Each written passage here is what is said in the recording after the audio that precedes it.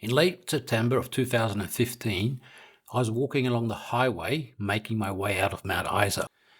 I had spent a few days there with a Great Warm Showers host, Belinda, recovering from an upset stomach and was just generally getting into shape again. The walk into Mount Isa was a rough one. I stumbled along, not being able to eat much, if anything at all. I arrived late after making a short stop at Mount Isa Airport to get some much-needed energy through a couple of soft drinks.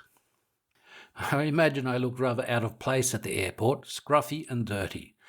But some kind people helped me, watching over the mule as I visited the amenities and then bought some soft drinks in order to get enough energy to walk the remaining distance into Mount Isa. After a couple of days of recovery, I was ready to hit the road again. It was a nice day, and I was walking along, lost in my own thoughts and happy to be on the road again.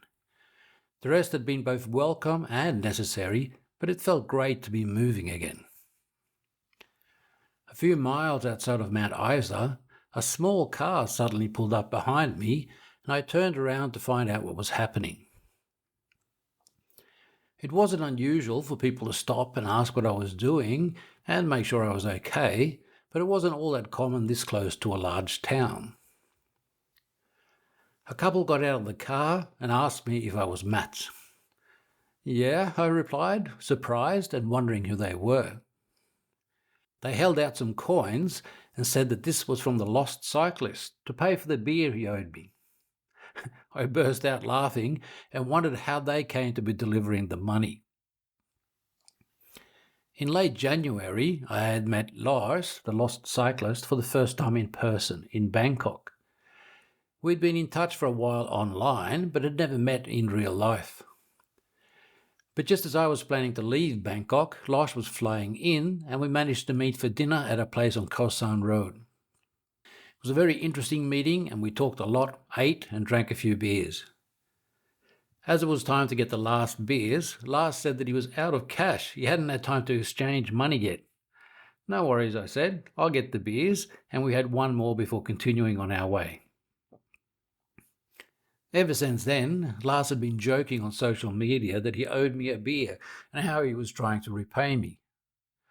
Well, it turned out that he had enlisted the help of a couple that were longboarding from Darwin to Adelaide and asked them to deliver the money for him. But they soon discovered that there was a slight problem in their plan. They were averaging only about 35 kilometres per day on their longboards, and I was walking at an average of more than 40 kilometres a day. There was no way they were going to catch up to me. So they, in turn, enlisted the help of a French couple travelling by car and sent the money, along with a description of me, along with them. And here they were. They had managed to find me.